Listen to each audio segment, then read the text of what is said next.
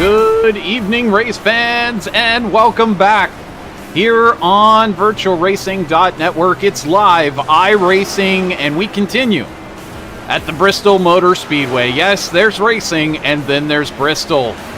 Tonight, it's the NORA Cup Series turn here at the famed short track on concrete. 75 laps in the first stage, 150 in the second stage, 300 overall here tonight for the C&H Contracting 300 and continuing 2023 playoffs. Hello again, everybody. I'm Trevor Greenfield. Welcome back here on VirtualRacing.Network, and it's so great to once again be joined by legendary sim racer and team owner here in the NORA Cup Series, Christian Snyder. Christian, welcome back, and what can we look forward to tonight? What have we learned the first couple of nights here at the Bristol Motor Speedway? First couple of nights, it was some good racing here at Bristol. You know, we had Icon have a fantastic job, kind of caution-free. Truck race was sweating it out to the end there. Good battles all around the track, and tonight should be the same thing. These cars are a little bit loose, on the looser side than what we saw in Icon, so it's going to be a little bit tougher to handle. But these guys should be able to keep their heads together. But I expect a couple cautions because this is a cutoff race for the next round of the playoffs. So these guys are going to be going at it as hard as they can to get into that next round. Well, certainly everybody headed out there and in this bowl, so to speak. Not too much temperature problems to worry about. A bit of a breeze, but again, you're not going to get up to too fast of a lap, so that probably won't be too big of an issue for these drivers to have to worry about. Not too much in terms of weather for anybody to have to worry about out there, but I tell you what, Cody Reeder picking up where he's left off right now, putting down a great time there to take the top spot so far. Watching on here as he's just completed his second lap, and now switch over to Everett Couts, who's now getting in his second lap as well. And good enough. Oh, pole. Moves him up to pole position provisionally. Cameron Thompson now just completing his lap. Cody Hyde on YouTube getting in his lap as well out there. Good enough for 9th fastest. If you take a look, though, look at where those yellow back drivers are for their number plates on the left-hand side. You'll see that there's not that many drivers who are in it for the championship that are going to be starting in the top 10 as of right now. More black than there is yellow. So Matthew George getting in. A fast time there, 3rd fastest. Chad Engel for Brian Powell Motorsports. Fast first lap. Good enough for 12th fastest. Will he be able to pick it up here in the second lap? Hanging it out a bit. Throws that clutch in there. 6th fastest so far. And Josh Conover with his first lap. Good enough for 8th fastest. Now, it's a guy who knows his way around here. Had a very difficult night last night, but despite that, still finished on the podium. 6th fastest for him. And what more can be said about this guy? He's already put in 1 lap, and he can't go faster on the second lap, so that's the first driver who doesn't go faster on the second lap. But Dustin Kleba, one of those yellow back drivers, he's going to move up to the top of the charts. Ronnie Norman just about to set out there. He knows how to do this for TV. He's going to get in a little bit of extra TV time because everyone else has gotten in their qualifying laps. And that's great because it's the C&H Contracting car for Ronnie Norman, the number 33. So if you're out there watching along, C&H Contracting out of Terre Haute, Indiana, if you are in need of some general home contracting, they are your folks to look up, and we'll be talking much more about them as the night goes on. Great qualifying effort there from Ronnie, although he absolutely smashes the car to bits just following that qualifying lap. Of course, you don't really care here in the NORA League after you put in those first couple of laps. No big deal. So with that, I think just about everybody has gotten in their qualifying effort, and it's a good time to perhaps we will get a chance to look at some points And here we go. Vincent Arthur still sitting top of the points here in the NORA. If we can get the correct one to show up. There we go. Still setting top of the points. Ronnie Norman in second. Ryan Bird in third. Dustin Kleba in fourth. Brady Moats in fifth place. And Cody Height right now shown in...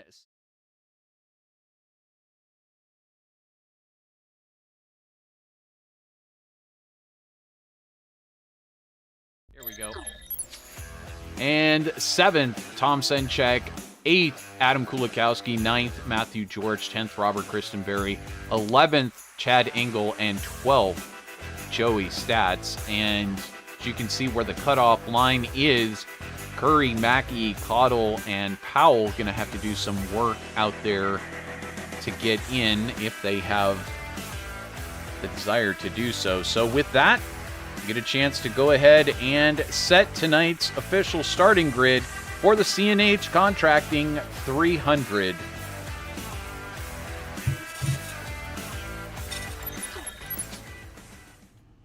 Let's go ahead and get the grid up on the screen. There we go.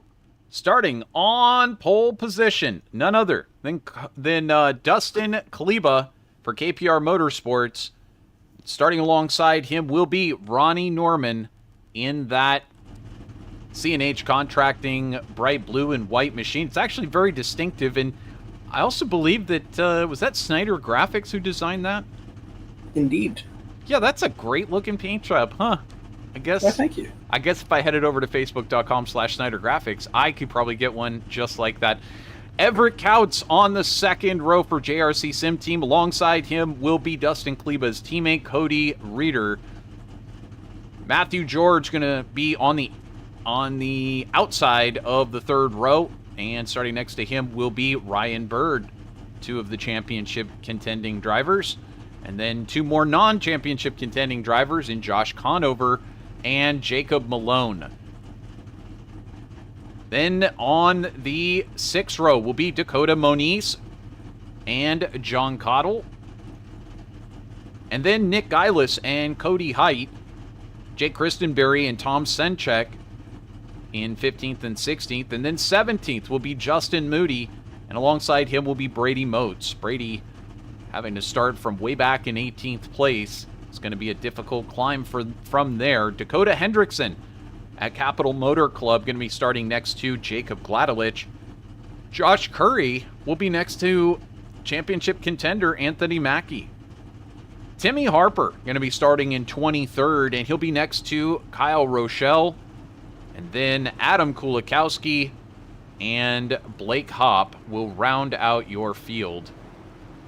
So that is your starting order tonight for the C&H Contracting 300. Christian, if there's one bit of advice that you would like to give these drivers to get to the 300 laps, what would it be? Well, I said it Sunday, and I said it Monday. I'm going to say it again here on Tuesday night, and that is survive. That is the number one and only key tonight here at Bristol is survive, keep your car in one piece, and don't pull it behind the wall. Well, there you go. That's expert advice from a guy who has seen it all behind the wheel and outside. It's Drift King, Jacob Gladelich checking in, giving us a wave over in the YouTube chat room. If you're out there, give us a wave. Let us know. Let us know who you're rooting on.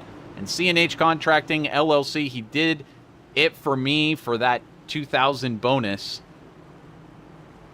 So great having everybody checking in. We're looking forward to chatting with y'all as this race goes on here tonight. It's going to be a long race, so certainly would love to stay engaged with you. Here we go.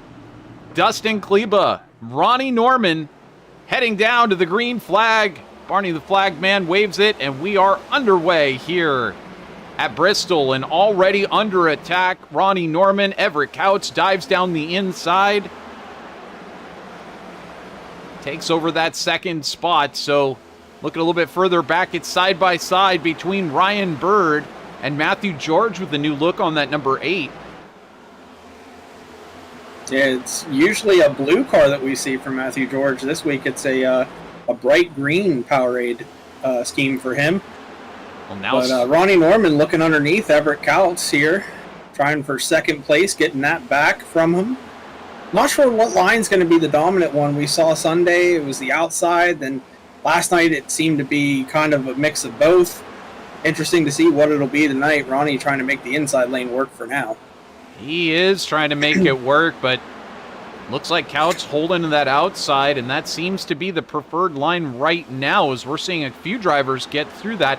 Was that Cameron Thompson? Yes, Cameron getting up into the wall a little bit there on the outside. Now Cody Height, John Cottle, excuse me, diving down to the low side. He'll get that position away from Cameron Thompson.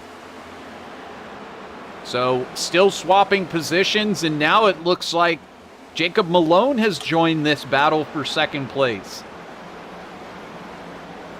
Jacob Malone having a good run so far early on. It looks like Everett Couts starting to slowly reel in Dustin Kleba as well, using that outside lane, getting good runs off the corner, almost gets to his outside here. That outside's really working there for that 77. He is to the outside of Dustin Kleba for the lead. It is at this point. We heard from our winner last night in the Truck Series, Eric Sable, that it really depended on the time of the race, almost a lap-by-lap decision on where you wanted to run, down low, in the middle, up high. Did you want to change it 1 and 2 versus 3 and 4? Lots of decisions to make and lots of decisions regarding fuel strategy. Would you believe we're already on lap number 10? And I'm not going to say it because as soon as I say it, then it'll come true. But, Yep. you know, it's amazing. We've made it now 10 laps here. It's really terrific. Chad Ingle. All right, you saved yourself. I did. I'm doing anything I can to make sure I don't jinx this here. And John Cottle now getting by Ryan Bird on that outside line. So that is working terrific. How about Everett Couts? Not only getting in the lead, but then taking off into the distance. Yeah, Everett, he must really like Bristol because we haven't seen anyone really put Dustin Kleba to a disadvantage quite like this. But now Kleba falls the whole way back to fourth. I think I remember hearing. Let's see if we can tell. This was Everett Couts getting by Dustin Kleba on the track, and did Kleba maybe get a little sideways coming off? He did kind of get a little sideways. He was trying to hug that inside line a little bit, and this was Couts getting by on the outside. Once he got trapped down to that low side, there was nowhere for him to go. Yeah, I think I remember Kleba saying last week Bristol not a favorite of his, so no surprise to see him kind of slipping back, saving his tires. Maybe also could be a thing that he's doing. Could be expecting a long run or just saving tires. But oh no! Chad Engel and John Conover get into it. Conover heavy into the wall. And yeah, his week is just getting worse and worse. Last night, very upset. And now this week, already heavy damage for the 25. Well, things go from bad to worse. Oh yeah, he's done. For the NORA admin, he's perhaps just going to bring it down onto pit lane, and that'll be all she wrote for Josh Conover. Yeah, that contact, obviously Chad didn't mean to, but he came down the track just a little bit too much and got into Josh Conover, possibly net coated him, not sure. But Conover heavy into the wall, and his night will be done. Well, some more racing going on as Dustin Kleba starts to fall back through the field. It's hilarious when he says stuff like, that track's not a favorite of mine. Then he goes out there, qualifies on the pole, runs the first few laps in the lead. But we'll see what happens. It's a long race there, side by side. Ryan Bird and Cameron Thompson. Thompson's recovered from that earlier half spin that he had. How about Cody Height in a new looking paint scheme there? Haven't seen him in that car yet this season. I didn't recognize him at all. In fact, there's Cody Height wearing brand new livery on there, buildsubmarines.com. That sounds... That's a Brad Kozlowski car, so obviously a fan of RFK, that team is. Harper Motorsports. Well, Harper and Cody Height doing a bang-up job out there to be in these playoffs, and we'll see whether or not we can capitalize on that tonight and move into the final round. Jacob Malone doing a fabulous job. Right now, we've got 2 owners' points drivers out front in first and second, and then you've got the first of the championship contenders with John Cottle for Harper Motorsports, leading Ronnie Norman, Dustin Kleba, Ryan Bird, Cody Height, and then finally you get to a non-championship driver. So Cottle and Norman still going side by side, hot and heavy here as we're working on lap number 26. Yeah, we got about 50, or 25 to go before the stage, I think. It's 75 laps. So we got 50 to go until the end of the stage 1. So a lot of time left for these guys to sort things out. And right now, Ronnie's starting to make the inside work, and caution is out on the speedway. Looks like problems for possibly Jacob Vladelich. Saw him lose a spot there. Vladelich keeping it going. Looks like trying to track down who it looks like had the biggest problem. I think Matthew and Brady. We'll have to back this one up. I believe it has something to do with Brady Moats. So let's take a look here.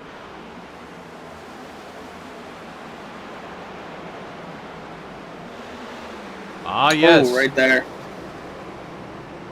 Moats and Matthew George having it coming together there. Both of them kind of get it straightened out. Not too much damage, it appears, on either one of those machines. I think I saw Matthew George get into the back of Nick Gillis there in the 3, and when Matthew George checked up, Brady Moats had nowhere to go, gave him a tap and got him sideways, but we'll have to ride on board here with Brady Moats and see exactly what happens here. Now we'll hop over to the 8 with Matthew George. Here we go, into the corner, just gets ever so slightly into Gillis, checks up, gets tapped from behind. There he goes around, but saves it. Well, kind of used Brady Moats, or Brady Moats decided to straighten him out, but good run there comes to an... The good green flag run comes to an end after almost 28 laps without a caution flag, and that one more just, there wasn't much that either driver could do. I think he just wasn't expecting that backup on the track. Yeah, definitely just a racing deal for that one.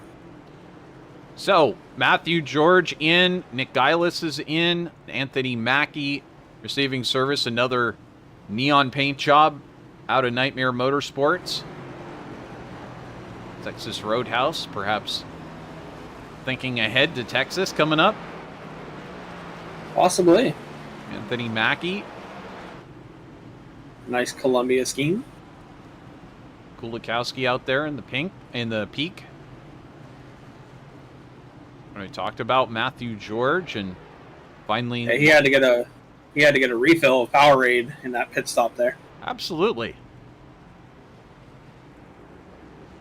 He's just chucking them in the back as he goes. See, that's the beverage I want right now on Everett Kautz's car. Yep. You start on lap 1, and by lap 200, you don't even care what's going on the track anymore. Precisely. Exactly. So, Everett Kautz, your leader here, he had started to walk away with this one off the front, but, you know, that's what we've seen the past couple of nights, is just when you think somebody is going to start to dominate it, something brings it all right back in, and everybody's got to restack, and somebody has been on a different pit strategy. So it looks like everybody down to the top, or down to 15th, decided not to pit, but 15th on back decided to pit here tonight. So Hendrickson, the first, actually Tom Senchek, the first driver to come in, and Norman looks like he lost track of the start there. Jacob Malone gets him easily on the inside. Dustin Kleba starting to stack up behind. Will Malone have something to say about this lead? Or has Couts got this one figured out? Whoever Couts definitely has that outside lane figured out. He is running really well up against the wall. He can't fit more than maybe a foot between that car and the wall. So he is pushing the limits of that 77. So whenever you're doing that, you got to watch out and make sure you don't hit the wall. Because too many hits to it might break the toe in your car and ruin your night. Yeah, certainly you can scrape it a bunch. As you see Ronnie Norman and Dustin Kleba now racing side by side. And behind that, Ryan Bird, John Cottle have their own side-by-side battle going on. You certainly can scrape it a whole bunch, but there is a breaking point, and you don't know when you're going to find it. And generally, there's no relying on iRacing to get it exactly right either as you go along, because sometimes the things are an inch further to the concrete. As you see Couts just scrape the wall there, and that might open the door for Jacob Malone to stick his nose in there. There's Ronnie Norman as well, Dustin Kleba. Yellow flag comes out. And we've Looks got... like Kulikowski? I see Kulikowski is backwards, and there are parts on the racetrack. Oh, right in front of the leaders here. He's got to be careful. He's got to wait for everyone to go by here. Then he'll be able to pull down the track. Oh, my goodness. Oh, no. What are you doing? Oh, no, Christian. Oh, no. Right into him, and that popped the engine. I don't understand why not slow down. The 51 of Josh Curry right into championship contender Adam Kulikowski. And that pops the engine. That thing, it was looking just fine. He was stopped on the track. There's no excuse. Well, something for the admins to take a look at for sure. But we'll see how this all unfolded. This was Kulikowski in the 45. Is there contact with Gillis maybe? Or does he... Oh, wow. You can see it actually begins ahead of him. And then he just gets into the middle of that. And then George as well. And Matthew George with a major hit. And he, too, one of the championship contenders. And that means we've now lost, I believe, 3 of our championship contenders here. This is just moments later. One car misses it. And then just right into him, Josh Curry. Really unfortunate speechless stuff. We'll get a chance to see this from several points of view, but of course, let's go ahead and take a look one more time. This time, let's watch what happens here with Matthew George, because he gets caught up in this incident as well. On board this all started up ahead. Jacob Gladelich gets into the back of the 53, sends him sideways, and then everyone starts checking up from there. George tries to avoid the one of Blake Kopp and nowhere to go. There's a car to his outside, and he is taking it behind the wall. That engine is popped.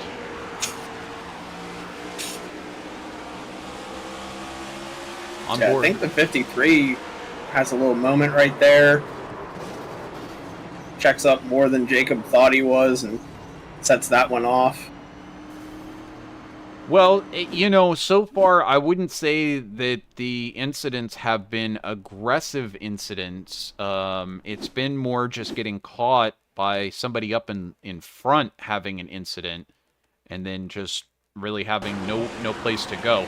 Now let's watch how this all unfolds with Josh Curry. Now, he makes it by this initial incident here. It actually slows down more for the initial incident than he does later, I suppose, just figuring that the whole thing had been cleared. And we'll fast forward it for a moment. And he passes the pace truck and then comes around again. And you can see the car stop there.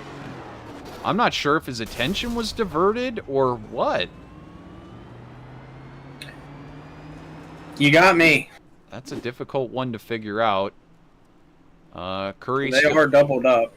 About to go green here. Well, had some fun in the Quick replay caution. booth, and quick caution. Here we go once again. Everett Couts leads us back. He gets a huge jump on the rest of the field. Ronnie Norman and Jacob Malone racing it out there for second. Malone uses that high side advantage. He'll pull up into second place. Norman still holding on to third. Just behind, looks like Kleba, and now Christenberry. Christenberry, a little bit of a new look there in the 23. Haven't seen the Christenberry fan club checking in yet, but I'm sure they're out there somewhere. And it looks like Malone has maybe caught up to Couts, and now you can see also Kleba trying to get to Ronnie Norman, but Norman slides over for a moment to try to block Kleba coming forward. Happening so fast here that it's almost difficult to keep up verbally with the way that it goes here, but you can also see the two late Apex Racing team drivers getting close to one another. Tom Senchek and Ryan Bird back there getting very close in formation, you might say. Bird leading the late Apex formation forward. And now side by side they go. Couts possibly under attack here from Malone. Malone will bring it down to the low side, and we've got another yellow. And this time, also Malone involved, and he's going to get up into Christenberry. Yeah, that was no fault from either driver. That was iRacing saying, hey, you're here, not actually there. So iRacing is to blame for that one, but there was a caution on back that actually happened before Malone went around. Well, I believe We'll have to find out. that looks like it involved Rochelle, Thompson, and Moody. So let's check that one out first. Here's Moody racing right next to Mackey, and That's actually Josh Conover back out on the track. it is indeed. So he managed to get that car fixed up. And he's slowing down for the wreck happening in front of him. And that's Cameron Thompson and Kyle Rochelle, I believe. Yes, and Kyle Rochelle. So let's take a look and see if we can figure out that one. Well, they're racing three wide. That's never advisable here. And the three just make contact. Yeah, Rochelle, I guess, didn't get the memo that there were two cars above him. The three wide message from his spotter comes up ever so slightly into Cameron Thompson. It's on from there. And then this will be afterwards with Christenberry. Watch on board with Christenberry, and you'll see Malone up in front get loose. There he gets loose, and he comes up the track, and by that point, Christenberry already committed to the top of the track, and just no way to avoid it. Yeah, he didn't get loose. He got net coated off of the side of Everett Couts and got sent down there. It's just a product of iRacing was trying to process the wreck that was going on in the back and lost where those two were on the track momentarily. You can see there's probably going to be about a foot to two in between these cars whenever the 31 goes around here. Boom, around he goes. Well, and what's so interesting is that there was a coming together, but the way that iRacing processed it kind of flung Malone off to the left, but didn't really affect Couts at all. Which, in real life, if that collision had occurred, you would have seen Couts go to the right and into the wall, and you would have seen Malone fling off to the left. But either way, under caution here with a sixth of this race done, under our third caution of the night, lap number 54. Everett Couts is your leader. We're going to step aside for just a second. We'll be right back here on VirtualRacing.Network. Don't go anywhere.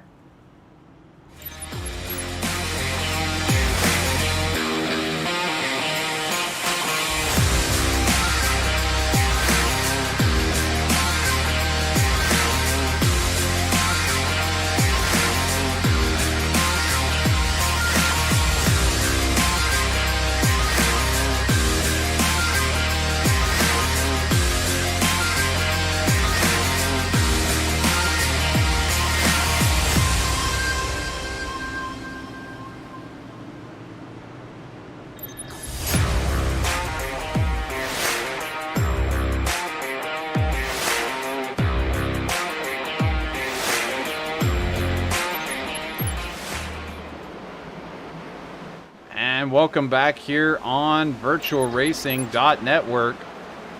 We are back underway, under green, on lap number 58, or 57, excuse me. Everett Couts is your leader. Ronnie Norman in second place. Dustin Kleba in third. John Cottle in fourth place. And now they're racing side by side there. Kyle Rochelle's got to be careful. He's right in front of the leader, and he keeps blocking him. I know he's trying to stay on the lead lap, but you got to be really careful with blocking the leader like that. Why did iRacing not send him around? I don't understand. You know, iRacing just not working in anyone's favor tonight, and making some mistakes out here. But yeah, Kyle Rochelle being really aggressive, trying to stay out in front of Everett Couts right now to keep his lead or his lap. But now we see Cotto going up to the outside, possibly 3 wide, but he will pass Dustin Kleba there. I'm wondering, did they do a quickie caution? I don't think so. I think for some reason Rochelle was just so far back after that wreck that iRacing deemed him in front of the leader instead of at the tail end. So that was that's interesting, but he's able to pull away for now with that clean air.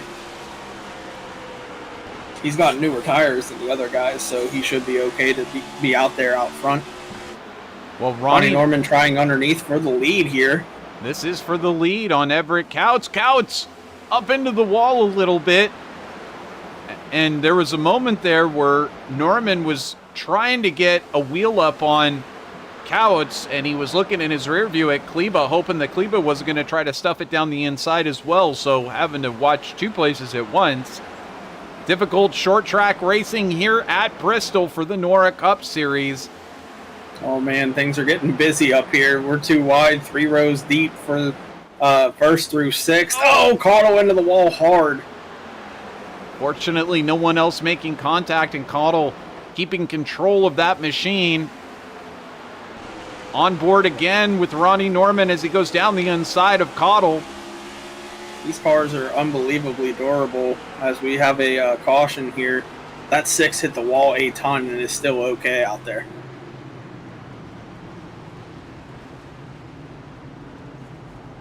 I'm not sure. Cody Height, the 22. 22 sitting on pit lane right now, so lots of damage. We will back it up and take a look at this one. Cody Height involved in this one, perhaps. And man, wow, more another one. Oh, goodness! Big contact between. I believe that was that Mackey. That's got to be the worst wreck I've seen at Bristol on iRacing ever. Well, buckle up because we're about to go on board with Cody Height. This is pretty much what he saw from the cockpit here.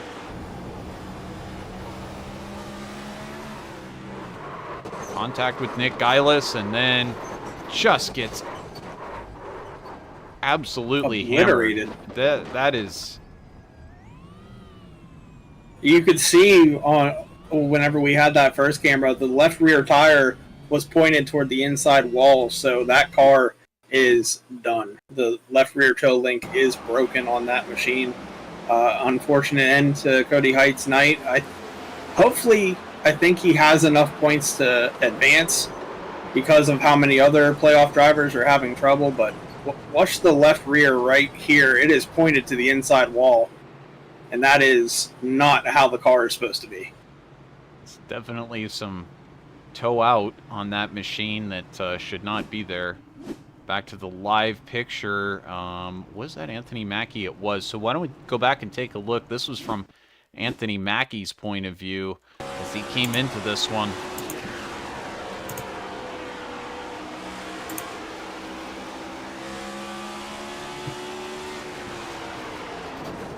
Oh my goodness. That is some brutal stuff. Back once again to the live picture. Tell you what, Cody Height was 40 to the good coming into tonight. So he should be okay. But we'll have to wait and see at the end of the night how many points he's able to tally, if he's able to get back out on track and gain a couple positions possibly. We'll have to see. Emily Kristenberry fan club here, long race, keep making moves, number 23. Indeed, I don't believe he sustained too much damage earlier. Kristenberry fan club is here. Love you, bub, they say to Jake Kristenberry in the field out there tonight, and he is currently sitting in 10th place after all of that.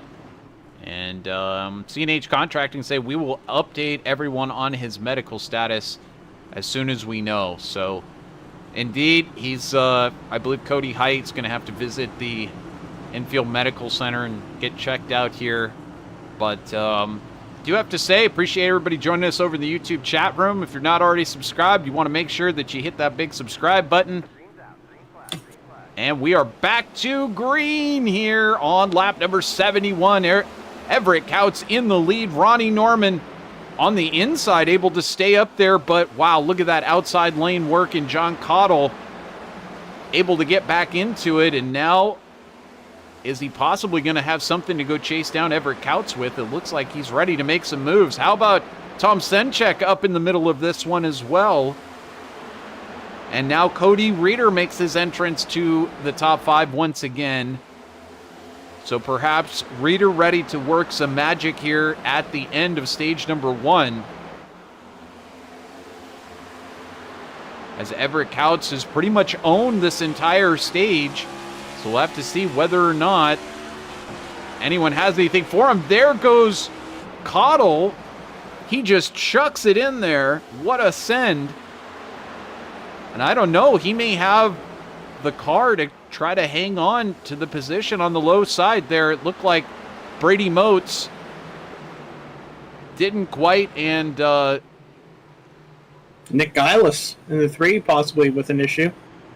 Saw him lose a position there. Might have been him, possibly not.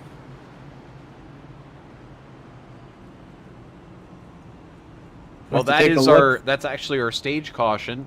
Oh, it is our stage caution. On lap number 75, so our top 5 going to be Everett Couts, John Cottle in 2nd, Ronnie Norman in 3rd, Tom Senchek in 4th, and Brady Motes in 5th. And I'm seeing everybody stopping on track. Yeah, they got to wait for the pace truck to get by them there.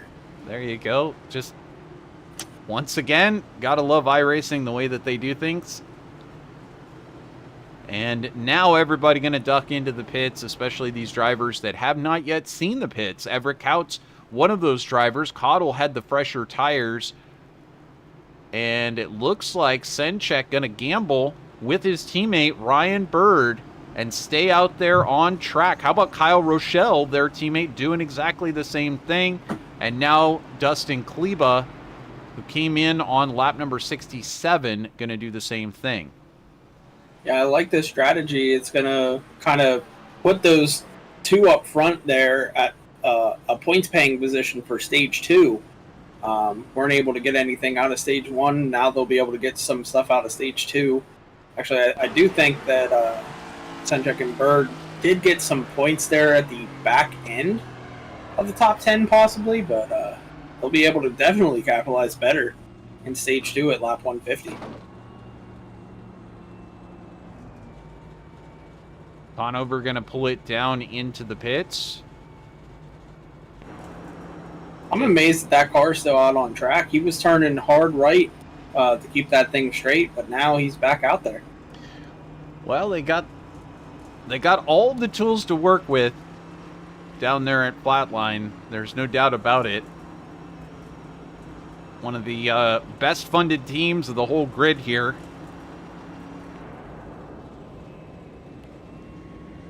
Able to fund a couple of teams out of there, including the JRC Sim team. So they've got, you know, 5 different hammer sizes. They got all the bare bond you could ever need. They've got lots of screwdrivers. really sparing no expense down there at the Flatline Garage to make sure that these machines are in top order. But one thing that they have that, or that they don't have, that Full Send Motorsports has, and that is the Gnome crew. So unfortunate for them. Yeah, but they just use their hands. They don't have tools. It's it's true. It's a sad thing. It is. Perhaps maybe next season you can afford some tools for those gnomes down there on pit road. They might be more efficient with tools. I don't know if you had considered that.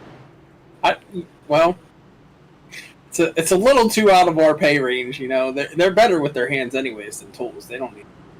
They do a good job.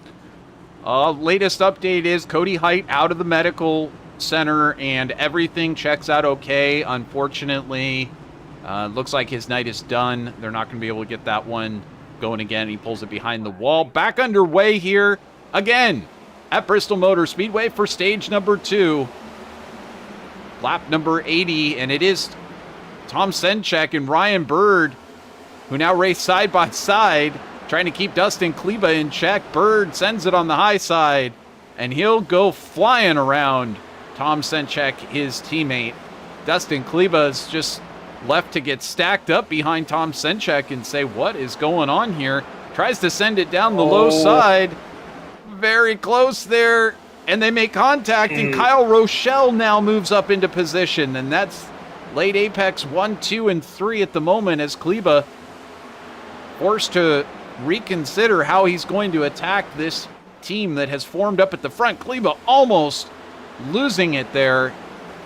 You gotta wonder how much patience is Kleba gonna have with them, because that was a really aggressive block by Senchek. Way too early to be blocking like that, especially at a track like Bristol.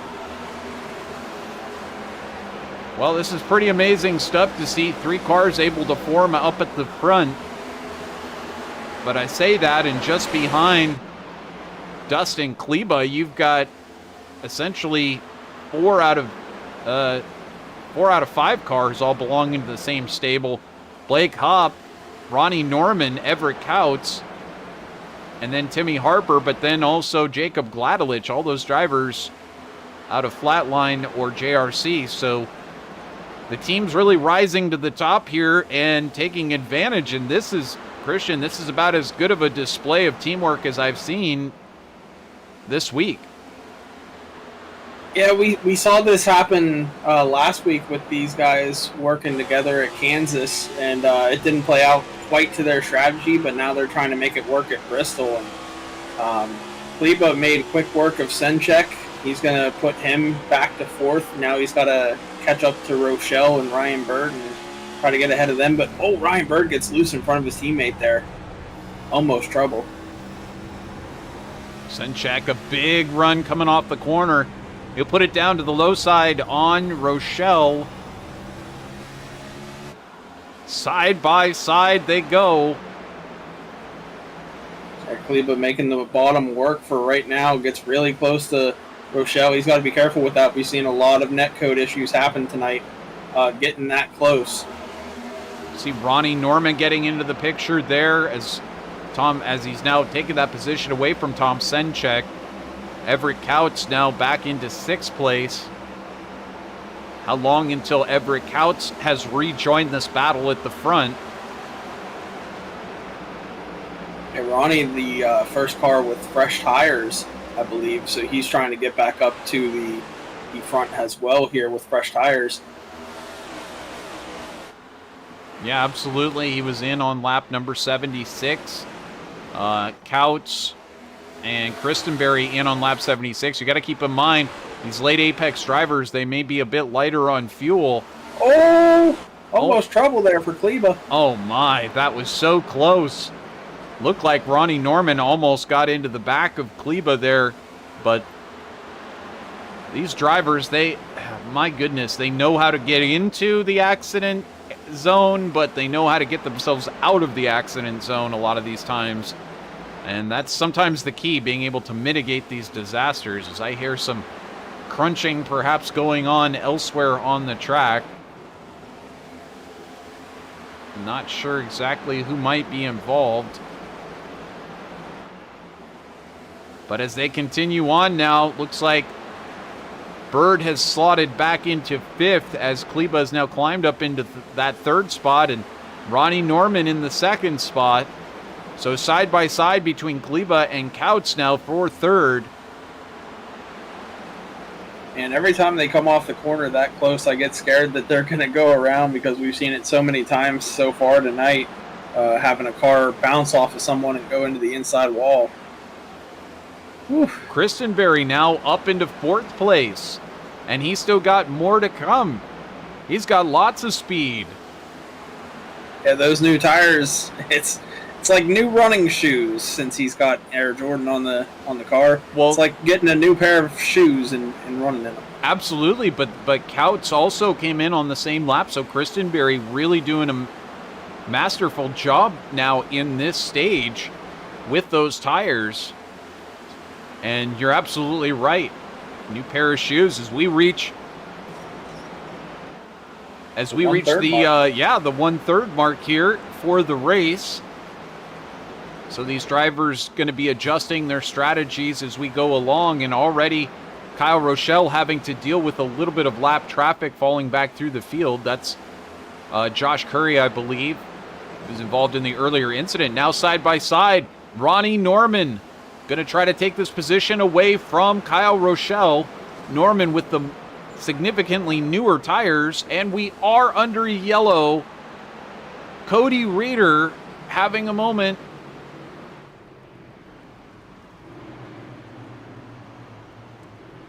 There's Reeder sideways on the track. He gets it going again. Oh, that front end looks a little shortened up on that right side. There it is. Definitely does. You can see the damage. Well, what happened here, as we take a look overhead,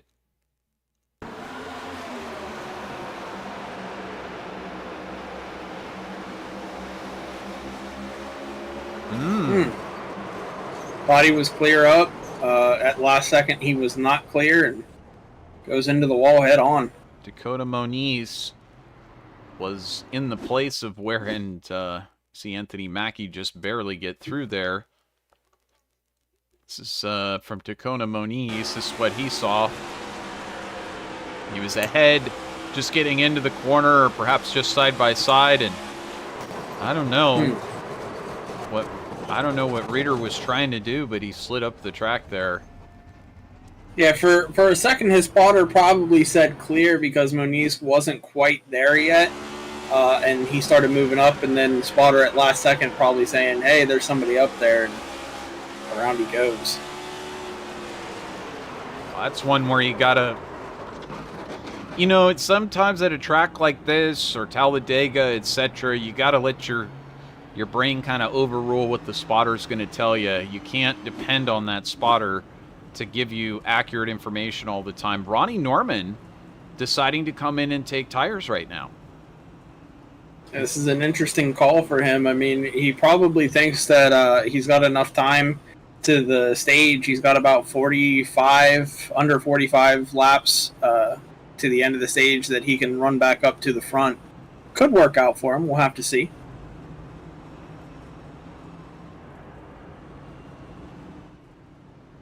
Well, Dustin Kleba will resume in the lead here at Bristol Motor Speedway, still under caution on lap 106. But it's been a good run so far for Kleba. Started on pole. He said this wasn't his favorite track of all to run at, but turns out it's going okay for him tonight. Now take a look at who's in second place. Jake Christenberry up 13 positions. And out there, got Megan Beadle, Robert Christenberry, Emily Christenberry, all rooting on this guy right here who's in the championship chase. And he could sure use a win. That would be his first win on the season for Christenberry. And it'd be ironic to have it come here at a track like Bristol Motor Speedway, but why not? Every track is just as good as any other. So it would be interesting to see Christenberry take his first win of the season here, but he's been close a couple of times. Here's Ronnie Norman.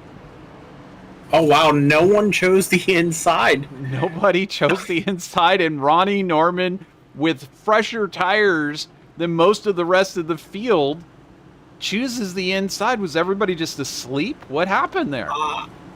I am puzzled. That is beyond puzzling. Kleba's like, I can't believe that just happened. Now, Norman's got to be really careful of those cold tires, but once he gets them up to temp, he should have absolutely no problem with motoring right around everybody. Goes up, drifts up, perhaps touches the wall there in turn 2. And now Christenberry staying back there in third. How long will it take before Norman can go up there and just drive right around Dustin Kleba with those fresh shoes? On board with the C&H Contracting LLC machine.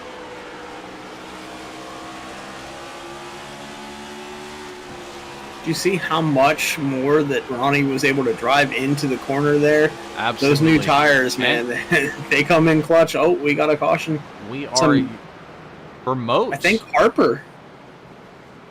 Oh, it's Moats. Okay. Another playoff guy in trouble, and he's got severe damage to that front clip. And I see it looks like...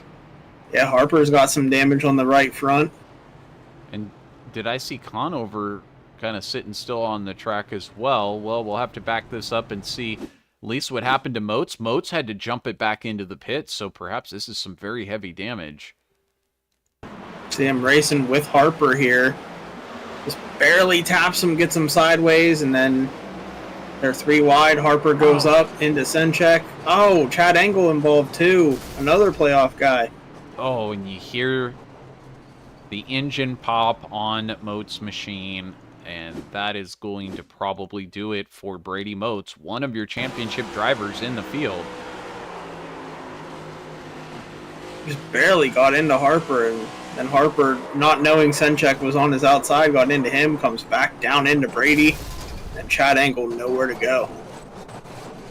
And it goes all quiet in the cockpit, Christian, and you know the dream of the night is over. Yeah, that's at least a 40-minute repair, and I think within 40 minutes we will be about 100 laps in, 100 more laps in, I should say. Right on board with Harper. You see it gets loose there, recovers. Doesn't realize Senchek is already there, and then there's Engel as well. Man, tough break for Chad Engel. He qualified real well, better than he has all season, was running up in the top 10 for a lot of the race, and just gets collected right here. So he's trying to go up on the outside. Man. Well, you can't Not forget too much damage, but it definitely is going to probably affect him. This is multiple championship contending driver. Now that's more damage. What happened there? I don't understand this incident with Cottle. Maybe he got onto the brakes a little too hard here. Let's see. No, I'd have to see onboard if he turns left. Well, we'll have to back it up one more time and take a look. If he turns left here, then something happened. No. Oh. His toe was broken in the car, and the more speed he was putting into it, the more the car was turning left.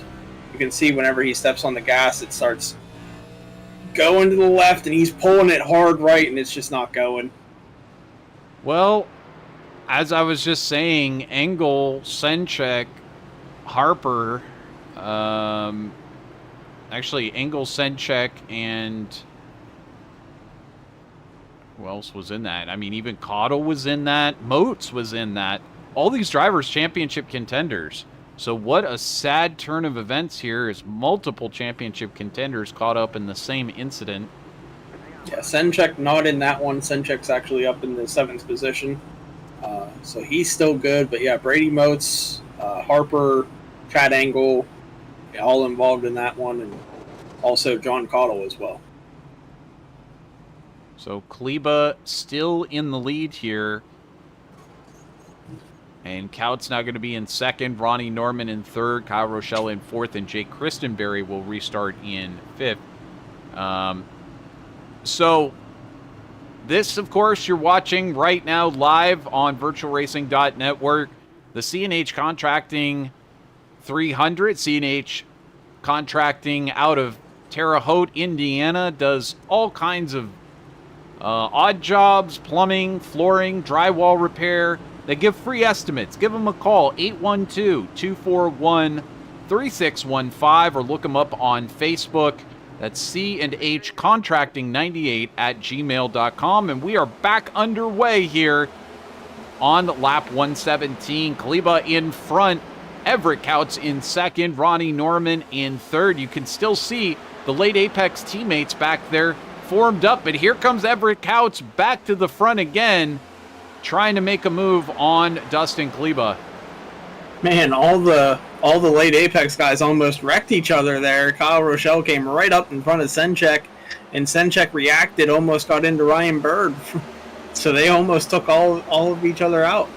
Well, that's one of the other dangers of having all of your ducks in a row, so to speak, is Ronnie Norman tries to put it down the inside of Coutts, and now Ronnie Norman moves himself up into second for a moment, but then falls back. Been really good with that outside lane. He's able to hold him off as he tags the wall just a little bit there. But he's been able to make that outside lane work for the majority of the night, but it looks like the inside starting to rubber up. You can start seeing it get a little bit darker down on the bottom. So it's starting to come in, and people are able to make their way on the bottom almost as good as they would on the top.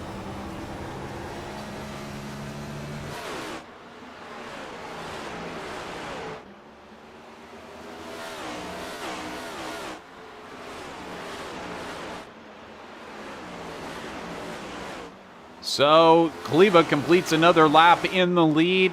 Norman in second officially, with Coutts in third. Coutts running that high line and continuing to try to make that work. Just behind, it is those late Apex drivers of Kyle Rochelle, Tom Senchek, and then the Toyota of Jake Christenberry with Ryan Bird of late Apex and Dakota Moniz there as well. So all four of their drivers in a row for late Apex and up into the top 10.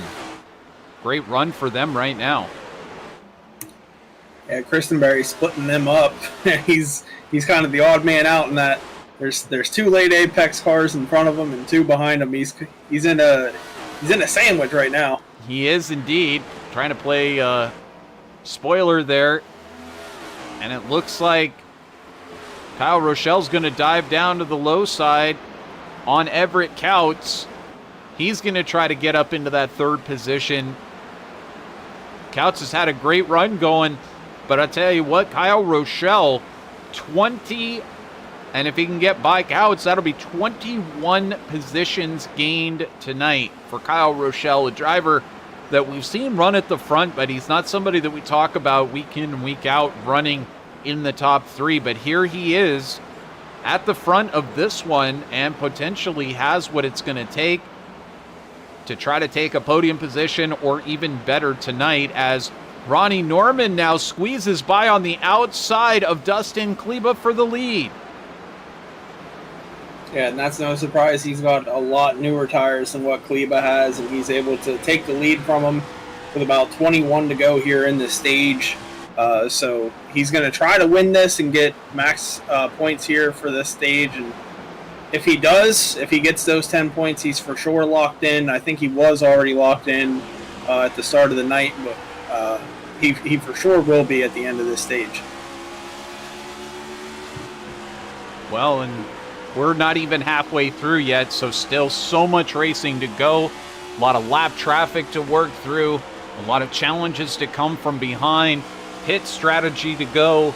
We'll have to see how this all looks after another 150 laps, because it's still a little early to try to play guessing games as to who's going to be here at the end.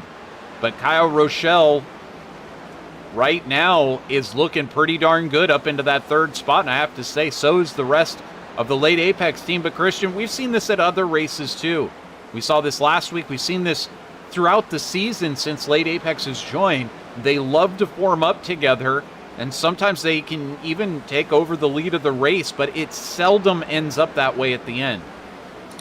Yeah, and part of the reason is because they're not making friends out there. They're pretty aggressive in the moves that they make and the strategy that they run.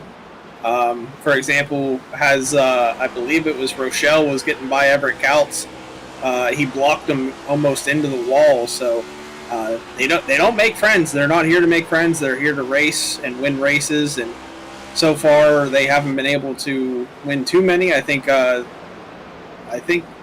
Bird is the only one that's won out of that stable, and that was at Sonoma and Indianapolis, if I am correct on that one.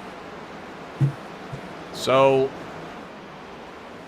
it's one of those things where maybe tonight that will change, but so far it really hasn't been a factor here in the NORA Cup Series. It's pretty dramatic to look at, though, seeing all of those cars, 1, 2, 3, 4. It almost looks like a bike race, a cycling race out there where you see all the teams stacked together like that and formed up together. But pretty impressive stuff here for Late Apex to be that stacked up together. Nevertheless, Ronnie Norman racing for C&H Contracting LLC tonight, giving it a good run in that number 33 Chevy for Flatline, and looking to potentially add to those 3 win markers up there on the door frames right now. Yeah, he's definitely doing a good job. He had a decent truck last night, but got around sideways and made contact with Conover, and it kind of put him in the back for the rest of the night. But he's definitely a fan of Bristol, loves racing here, and doing a good job so far in this one. So racing another 8 more laps until we get to the end of stage number 2.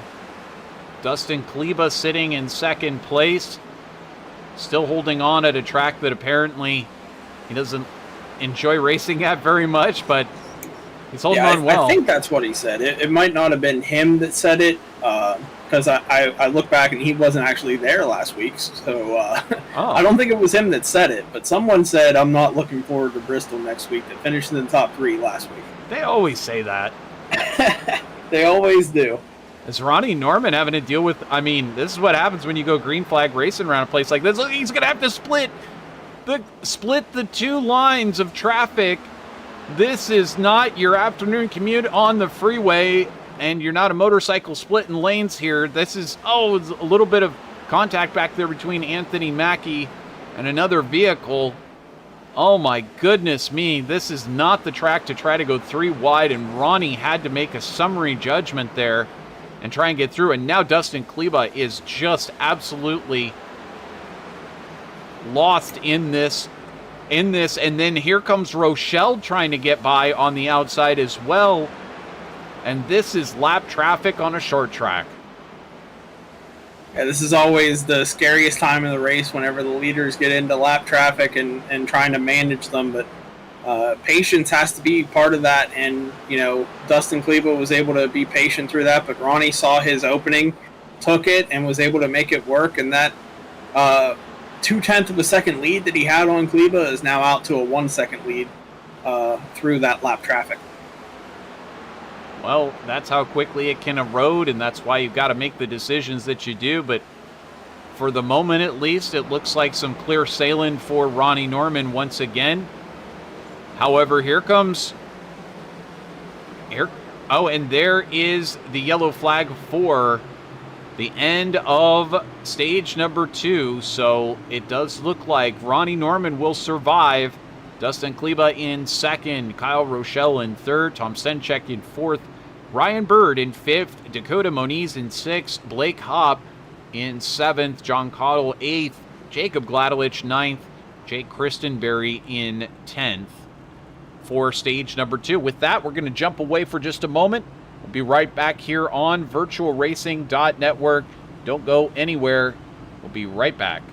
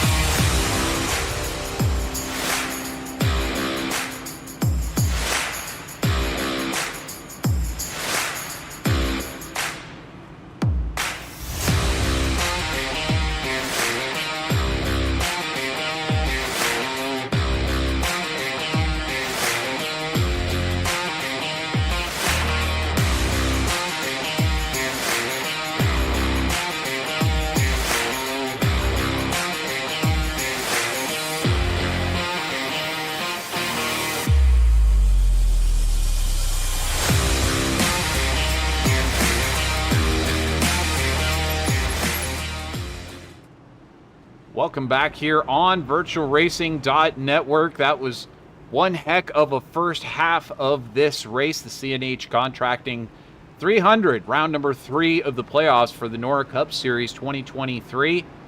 And I believe that we're going to get a chance to chat with our stage winner. In fact, there he is, the driver, the number 33, and driving with that C&H Contracting on the hood. It's Ronnie Norman. Hey, Ronnie, congrats on getting that stage win.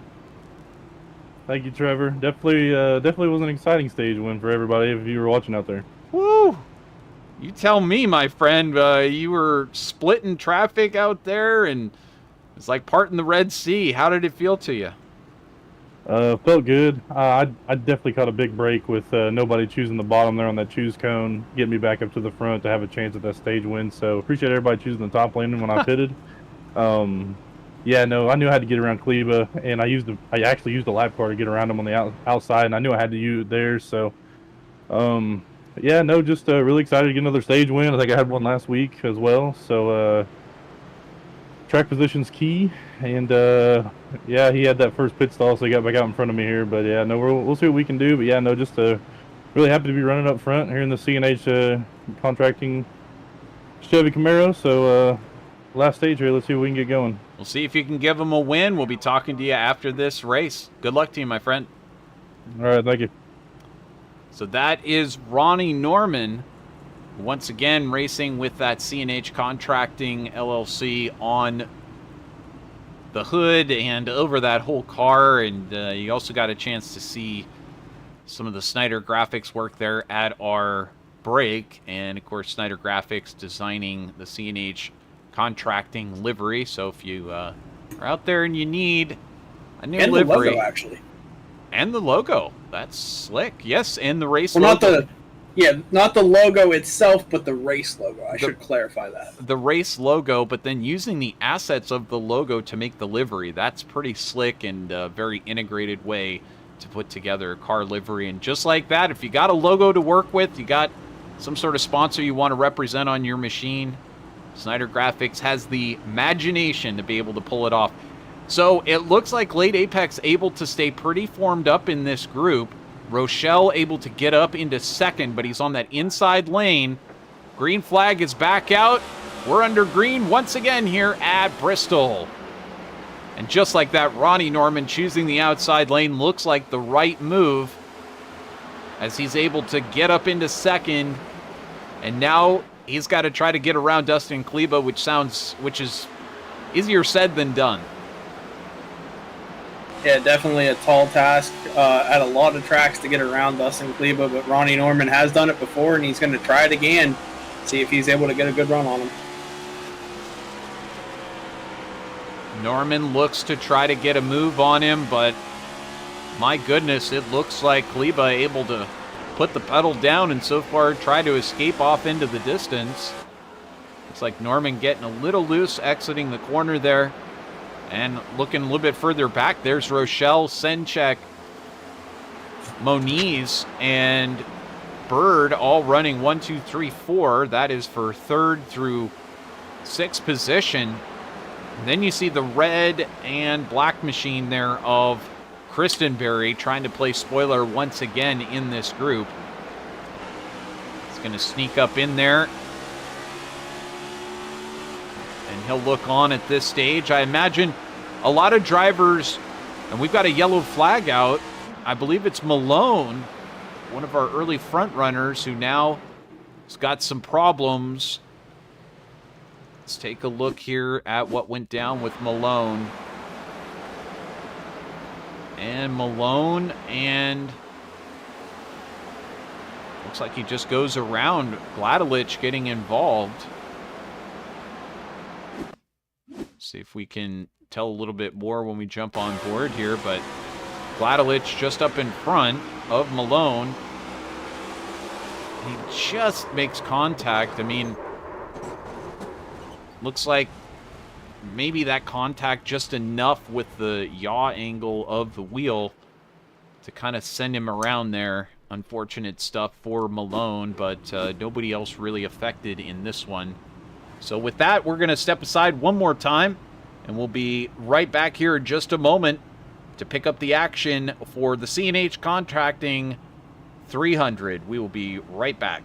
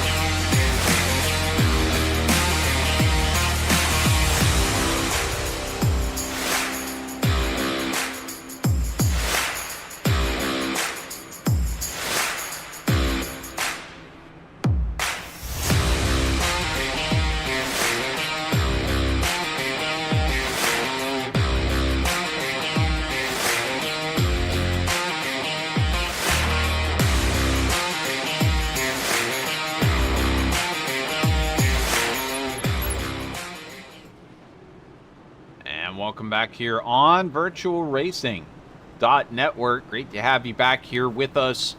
And if you're watching live in YouTube, we certainly appreciate it. Once again, feel free to say hello. If you're not already subscribed and you're watching right now, hey, you're missing out on so much great action here on VirtualRacing.Network. Make sure to hit the subscribe and you'll see the Icon Cup Series playoffs coming up, starting our next race here. And that will be exciting stuff. You won't want to miss it on this network. That's on Sunday nights. And of course, Monday nights, we have continuing playoffs for the NORA Truck Series and now continuing playoffs for the NORA Cup Series as well.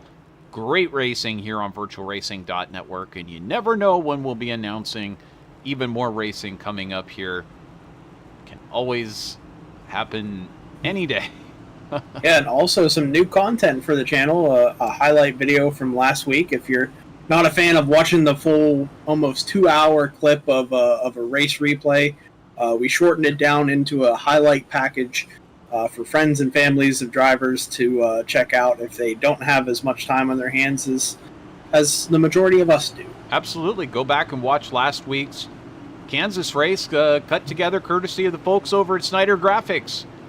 So check it out right here on VirtualRacing.Network's channel. We're back under green here again at Bristol Motor Speedway. C&H Contracting 300, Dustin Kleba leading as Kyle Rochelle, Ronnie Norman still second and third as Jake Christenberry goes and hits the wall on that restart, but it looks like he's managed to recover a bit. He goes up and touches the wall again. So perhaps maybe a little bit more damage on that thing than you think. And just like that, he seems to have pulled it back together. It almost tried to step away from him there and head up towards the wall. But so far, so good. Back up front, Kleba still in charge with Ronnie Norman in second, Kyle Rochelle in third, Dakota Moniz in fourth, Tom Senchek in fifth place, Ryan Bird in sixth. And there's Jake Christenberry checking in seventh, Blake Kopp in eighth, John Cottle in ninth place, and Nick Geilis for Nightmare Motorsport, despite being involved in a couple of incidents, still finds himself in the top 10. Pretty amazing stuff. But I'll tell you what, 1, 2, 3, 4, 5, 6 of our top 10 are filled with championship drivers, including the top two, Dustin Kleba and Ronnie Norman, as you see Kyle Rochelle back here get very sideways as he exits the corner. Yeah, and at the same note of all those drivers being in the top 10 in the playoffs, there's also 1, 2, 3 of them that are multiple laps down. I think 4 or 5, 6 playoff drivers further back than 8 laps down. So that is pretty big for these playoffs here. Well, certainly, and for everybody who's on the lead lap right now, of course, they know they're racing for points, they're racing for a podium, etc. But even for those folks that are a lap down, a couple laps down, like, for example, Chad Engel, back there 4 laps down, he's still racing for points. He knows he's got to keep going, and he's going to try to take as many points out of this as possible. Cody Height also down some laps. He's going to, I guess, Engel quite a bit more laps down than I 20 counted. laps down. 20 laps down. And, Cody Height, quite 10. a few laps down. Anthony Mackie as well. That's for some extra points right there. So everybody's still fighting out there. No matter where you're at, you're still trying to get those championship points. How about this battle brewing here for our top 2? As Ronnie Norman has tracked down Dustin Kleba, and perhaps going to have a look-see on either side of his championship contending nemesis here in Dustin Kleba.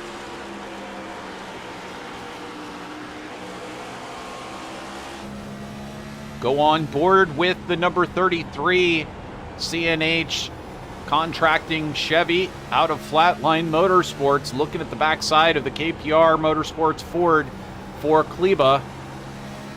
Oh, and Kleba gets it sideways, trying to defend the inside.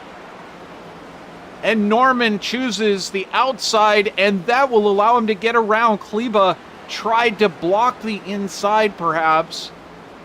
At least that's the way it looked from this angle. And Norman allowed to squeak by on the outside. Norman now up into the lead, and will he have the horsepower to pull out a little bit of a gap on Kleba?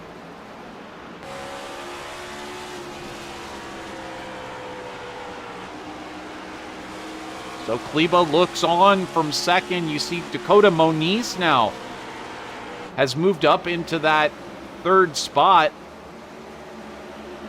I've noticed Moniz posting more and more over on Facebook. He's always so excited to do these races. Blazing Fast Gaming, I believe it's called. Check them out over on Facebook. But here he is now closing in, and perhaps Moniz going to be able to take a move down to the low side on Kleba before very long.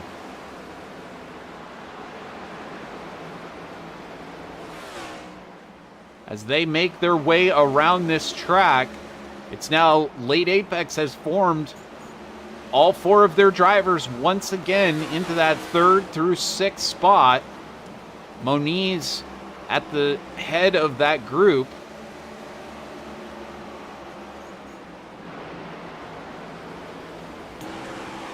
And Looks now, like the lap traffic up ahead here of Ronnie and Kleba. well, you see him having to get around Kulikowski, but Norman going to have to deal with Mackey here momentarily. I believe that's Curry that he's working underneath there as well. And Kleba is sticking right on that back bumper.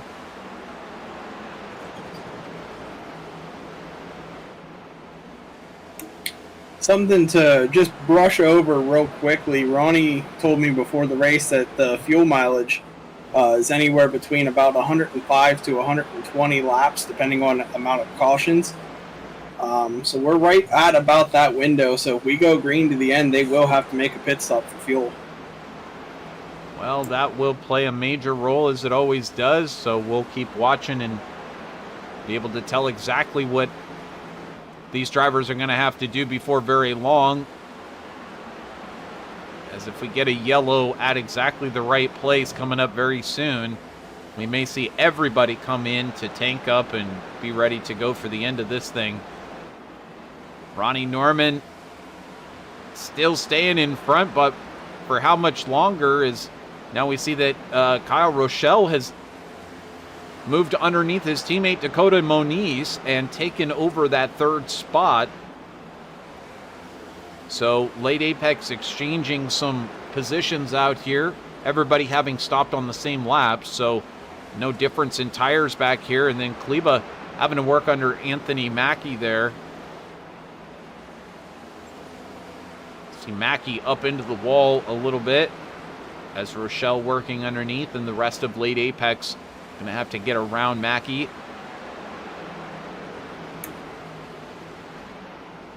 Take a look a little bit further back. This once again for that 10th spot. This is Nick Geilis racing with Blake Hobb. Yeah, and just last week we saw Blake Hobb in Nick Geilis' number 20. But this week filling in for Peyton Tulloch in the number 1 for JRC. So Blake switches teams, but still running right side by side with his former team owner from last week. Well, and this is also Jacob Gladelich now coming into the middle of this one. So this is a three-way battle now for that 10th spot. And as hot as... Go ahead. I was going to say, you can see the lights have come on and the sun has set. So now the track's going to change drastically. These guys are going to be a little bit tighter, and they'll be able to run a little bit quicker lap time. So don't be surprised if the fastest lap of the race is going to be coming up here soon. Well, then we look over here as they continue to race side by side. Looks like Gladelich has the machine that is going to be able to push through here very quickly. But then this battle that's been going on now between Couts and Cottle, and I'm sorry, Couts and Moniz.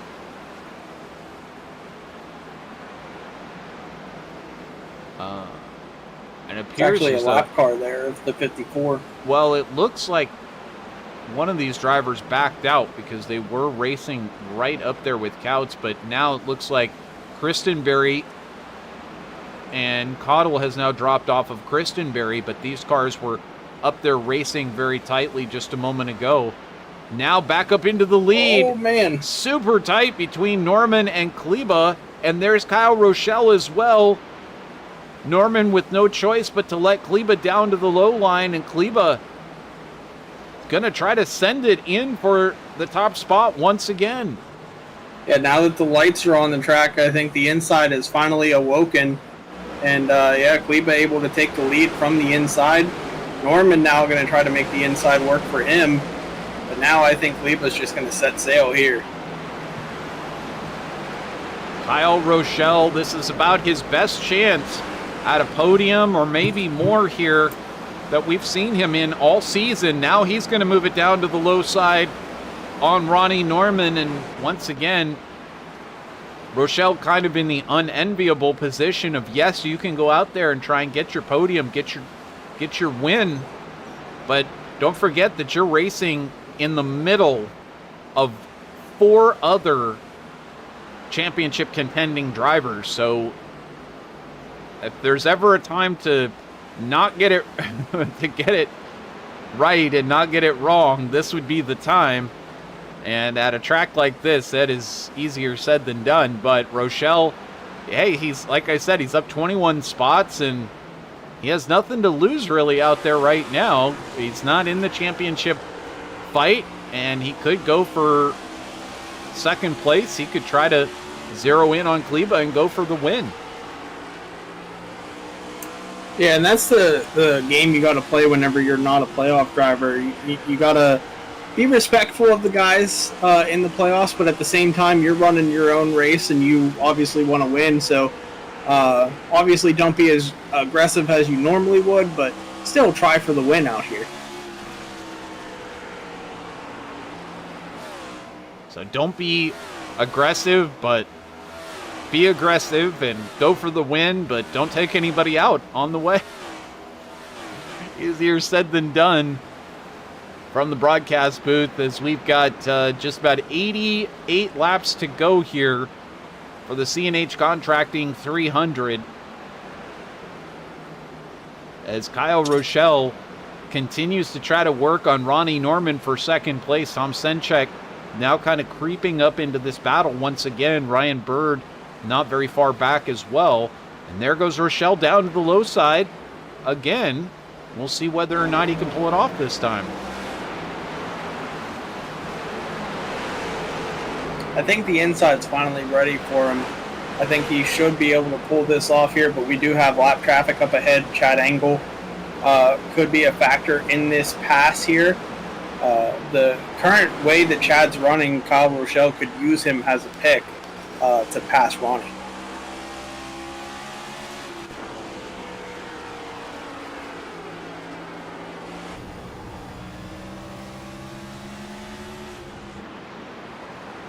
Still side by side as we get ready to complete lap number 217.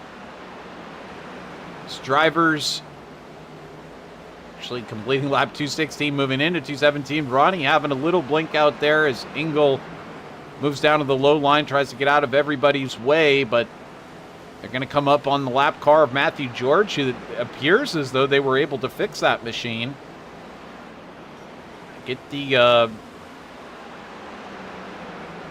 Ecto Cooler Powerade back underway there. He's about 100 plus laps down, but you got to applaud the effort. He was able to gain 2 positions on both Thompson and the 19 of Hendrickson. So that's 2 extra points for the playoffs. But you see, that could be everything. I'd absolutely didn't mean to cut you off, but absolutely that is a great feat for him to get those extra points, and perhaps that'll be what he needs to stay in the playoffs going forward into the next round. Ronnie Norman, though, struggling at the moment, starting to slip back through this field, now back into 4th place, and not very long before he potentially might lose 4th place to Tom Senchek, and now we are yellow for Josh Curry, who's had another incident and now pulls it down into pit lane. I believe, I don't know if it was for Curry. It could be for Gladowicz. Well, he was stopped on the track, so I do believe it was for him. Well, we'll take a look here. This is Curry. And let's see if we can tell what took place here for him.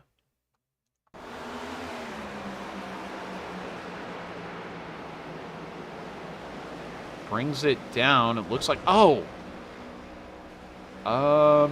that's not how you enter the pits, right, Christian? Last time I checked, and it's been a while since I entered the pits at Bristol, that is not how you want to do it. Well, let's see if we can tell exactly what he was thinking, because I don't know what to say about this one. Is he just getting loose here? He comes down the track. I mean, that's pretty deliberate, but then... Oh, you know what? His screen could have froze. Yeah. That's what I'm just thinking, because whenever the lights officially come on and it goes from dark in the car to a super bright, the PC does have a little bit of lag if you're not running as good of a PC as you should. I know my PC is one that does that. Whenever the lights kick on, it freezes for about 5 seconds. And I just hold the wheel and hope to God that I don't take anyone else out. And possibly the same thing happens to Jacob Gladowicz, as we see he's stopped on pit road here. Yeah, I don't know.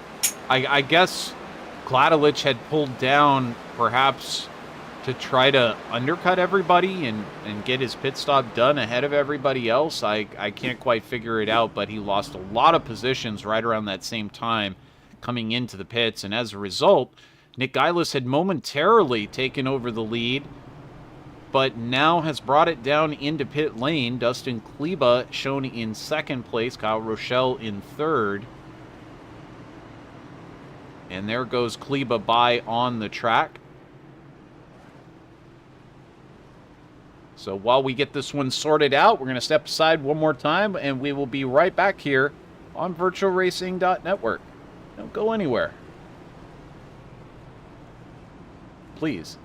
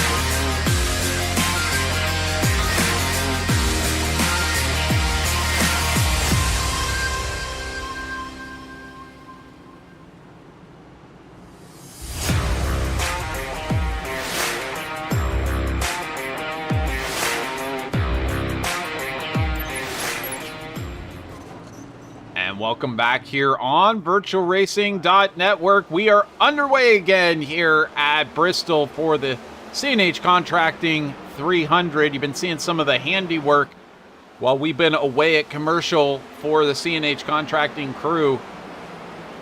Make sure to look them up over on Facebook if you're anywhere around Terre Haute, Indiana. You can make sure to have them give you a free estimate on any of that home repair stuff that you need. Right now, it's Dustin Kleba who's been able to open up a gap already of about a half a second over Ryan Bird and Kyle Rochelle and Tom Senchek over at Late Apex Racing. But Ronnie Norman still holding tough in 5th place. Everett Couts, who dominated that first stage, he's now back into 6th place. So will he have something to say about this before it's all over? 69 laps remaining here at Bristol. Oh, big moment there for Ryan Bird in the 49. Senchek going to get to his outside, or is that's Kyle Rochelle back around him on the outside there? Yeah, big moment. That was a big moment, and Rochelle able to take that position. Now Senchek looking for that spot.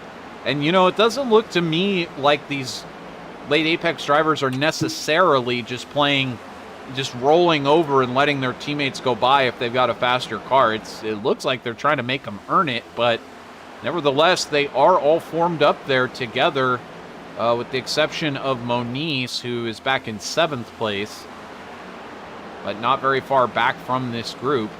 And in the meantime, Kleba doing what he does very well, and that is jumping out to a lead.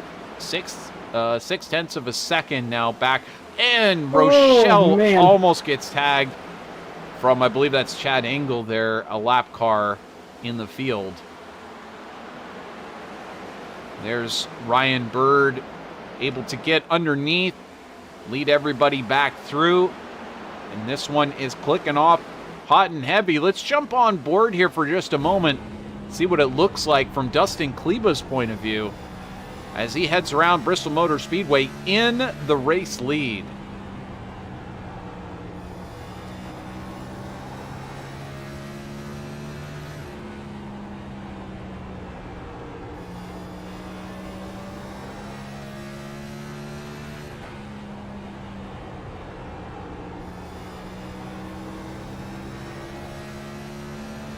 That's a couple of laps here. They go by so quickly, just 14 3/4 seconds around this small oval, and the banking's so great that they carry so much speed through these corners.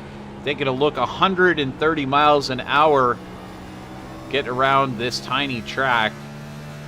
140 miles an hour that time. And you can just see they never get out of the same gear, but run those RPMs well up into the range and come off of the corner. You've got to be hard on that gas. And of course, it wants to try to step away from you, so you've got to have just the right steering input to get it to walk up towards the wall a little bit. By the time that you've done that, it's already time to turn in for the next corner and get it down to the proper line. But right now, Dustin Kleba is in a great space. He's got lots of clean air to work with out front. And Kyle Rochelle, Ryan Bird, Tom Senchek, now Ronnie Norman back in 5th place, just not quite able to hold the speed of Dustin Kleba through the most of the first part of this restart. Kyle Rochelle starting to climb back into this one. Now has it down to about 1/4 of a second. You can see his two teammates coming into it if Kleba gets held up here by Kulikowski. Now Kulikowski makes it a little difficult for some of these cars to get around. Best thing that some of these drivers can do is just, if you're going to be lapped, is to just hold up near the wall, let everybody go by on the inside. I mean, you could, if you think you can, just hold down to the inside, but don't try to cross the track in front of any of these cars that are coming around to lap you. Just hold your line. Let them get around you. And Kulikowski is back out there after his engine popped earlier in this race, trying to stay ahead of Matthew George, who is about 16 laps behind him. So should be able to stay ahead of him as long as there's no more further incidents for Adam Kulikowski. Well, easier said than done, but certainly these drivers working hard out there. Doesn't matter where you're at in the field, up or down, left or right. 50 laps remaining here for Kleba, and can you believe that that's Cody Reeder, who at one point was up here in the front, and now is that just going a lap down? That's in fact just going a lap down at the moment. So Cody Reeder going down his first lap and now starting to slide backwards, obviously doesn't quite have the speed to stick with these leaders anymore. And I tell you what, a track like this, Christian, the moment that you do a little bit of damage to the car and the speed starts to fall off, it's like you just gotta hold on, because this is a track where you cannot afford any sort of ill-handling race car. There's just no way to keep up with the leaders. Looking through this field, Rochelle still hanging on in second place, but still quite the battles going on. Nobody has lost touch yet. There's Ronnie Norman in fifth. Everett Couts into sixth place. Jake Christenberry still holding on with a strong seventh place. He does have Dakota Moniz just behind him, but I'm wondering whether Moniz is going to be able to possibly catch him here. Yeah, Christenberry doing everything he needs to do here tonight to just have a good enough run to make it to the next round. I believe Texas and Talladega are in that round, so you never know with those tracks and how good it's going to be, but he's able to have a good night here and more than likely will advance to the next round. Well, Moniz might be able to have something for him, but as you said, seventh place, a great run for Christenberry tonight. Still kind of staying up there with the rest of those top runners, especially since Cody Height, Chad Engel, Anthony Mackie, Adam Kulikowski, Matthew George, Brady Motes, all having an off night tonight.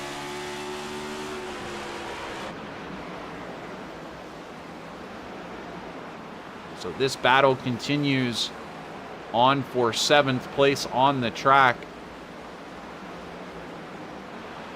And in the meantime, back up front, Kleba starting to walk away with the lead again. Back up to about 0.6 of a second as he clears Matthew George. Now just 40 laps remaining. That's how quick they click off. And we're about 14.6 or 14.7 second lap times, possibly even faster now that the lights are out here. And that's very quick around this half mile. Certainly Kleba has done everything necessary to try to get the win here tonight. He's battled with Norman. He's battled with the likes of several of the late Apex Racing drivers. He's battled with Everett Couts. It's been battles up and down for him, but he's held off all challengers. And really, I'd have to say that that's kind of been the story of his season. Dustin Kleba has faced so much in terms of challenges, but he's held them all off with shocking authority. And tonight I think it would have been interesting to see Vincent Arthur part of this field here tonight, but unfortunately just not going to be able to make it here tonight. But he wanted someone else to have a chance at winning. He won 2 in a row, and he said, you know what? Here, someone else can have a win. Certainly. So, certainly, yeah. It's just being gracious, I suppose. Oh, my goodness. Well, either way, Kleba getting his chance and perhaps going to be able to bring home a victory here tonight for the KPR crew, and they have fought hard. Again, Cody Cody Reeder last week having a great race. And, of course, this week not able to stay up there in the front. But either way, Reeder last week taking the truck victory. And this week, sadly not able to... Oh, and Rochelle almost making contact with that lap car of Cottle there. And again, this is where lap cars really come into a factor, and you get into the timing of these laps where you're just clicking them off one after another, and then all of a sudden there's a lap car right in the groove where you've been racing. And really, it could affect any of these drivers. That's why you got to stay really on the ball. Dustin Kleba right now having to work around some of these lap cars at the moment. One of those being Jacob Gladelich, who's been in the middle of all of this here tonight. Several incidents that Gladelich has been around, but able to keep it going. And we take a look a little bit further back. Norman still holding on quite well in the C&H machine in 5th place. Senchek about 0.3 of a second further forward. There he is right now, working on the outside of I believe that is Curry there. And continuing on. And there he's going to try to get down to the low side on 4th place, which is Tom Senchek. Senchek up 12 spots so far here tonight. It's been a good run for Senchek as well. A guy who also is looking for his first win here in the NORA Cup Series. I hear somebody in the wall back there. No notes so far as to who that might be. We do have Cody Reeder bringing it down into pit lane, though. So with 25 laps to go, I do wonder if anybody... Is anybody going to try to gamble? I mean, it was like 76 laps that most of these people came in to get their tires. So I doubt anybody's going to try to gamble and get in, get a pit stop, and try and gamble. Now, if a yellow were to come out, that could change things. But we'll have to watch and see, as again, these drivers having to really work around a lot of lap traffic at this stage. So this is expert work here by Kleba, Rochelle, Bird, Senchek, and Norman to have to clear these other drivers. Yeah, lap traffic is the biggest headache at a short track like this, and he's trying to deal with that, and doing a good job so far here tonight.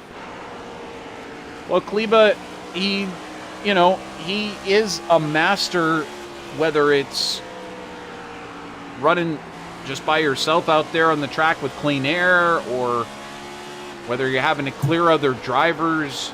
We saw Ronnie Norman having to do some pretty rough stuff and split some drivers in the field. As you see one driver getting up into the wall, that's John Cottle. And as a result, Kleba has to slow a little bit because he didn't know where Cottle was going to go. Now we've got side by side with Senchek and Norman. This is for that 4th spot.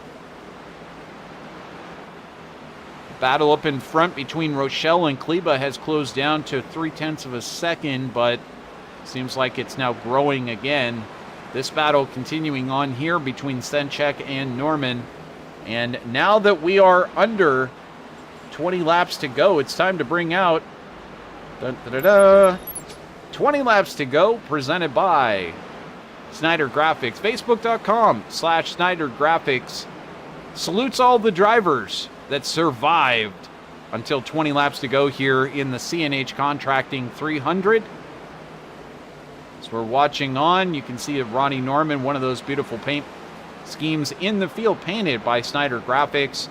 You've seen the commercial. If you need any iRacing paint jobs done, make sure to send it over to Facebook.com/Snyder Graphics, and he'll get working with you. Extremely affordable rates.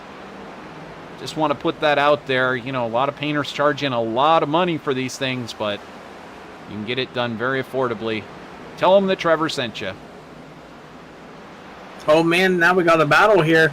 They went 3 wide for a second with Jacob Gladowicz. That was really tight there between Ronnie Norman and Senchek. It's amazing how close this has been. And now Norman able to squeeze ahead of Senchek finally for that position for 4th.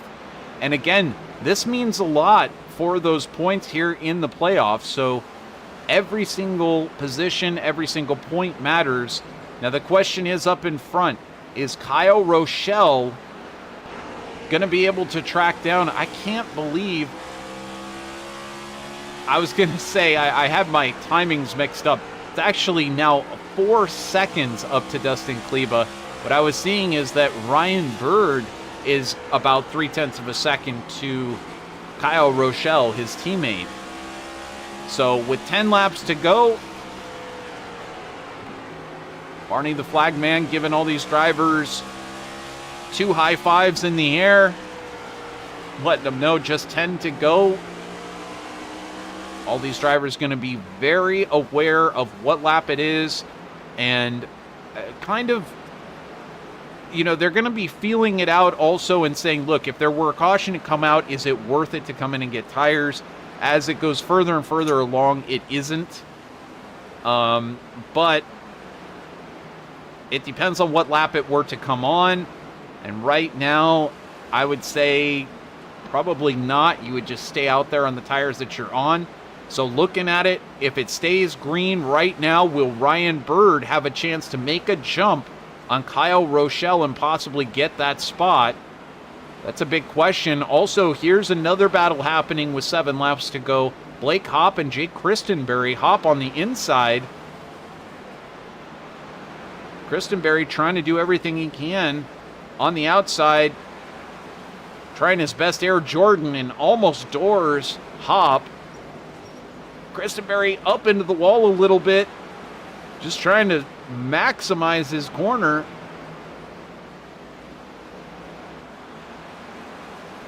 And it looks like maybe Hopp is going to take this one. Nope. Christenberry still edges yet ahead, or head yet again there in the corner. And Cody Reeder back there is not racing for position. So he just watches on. Unfortunately for Christenberry, looks like he's going to lose that spot. Back up to this battle between teammates. This is going on for second place. Rochelle not in the championship. Ryan Bird is in the championship. So I'm kind of wondering is there a time when somebody says, hey, cough, cough, Ryan needs the points. But 2 laps remain, and they still stay in formation here. Bird in 3rd, Rochelle in 2nd. The white flag comes out for the master of Bristol, the guy that has done it all here tonight in the 3rd stage. It is Dustin Kleba who takes the checkered flag here at Bristol Motor Speedway. And Rochelle ends up staying in 2nd place. Bird goes up and gives him a tag there in 3rd. Ronnie Norman brings it home in 4th place. And Tom Senchek, a final 5th place with Dakota Moniz in 7th. That is late Apex 2nd, 3rd, 5th, and 6th. Pretty darn impressive. So, with that, let us go ahead and get the final results up here on the screen. We're going to take a momentary break. We'll be right back with the final results, our final thoughts, as Dustin Kleba starts to party out here, celebrates his win, and we'll get to interviewing all of these drivers in our C&H Contracting post-race discussion. Be right back.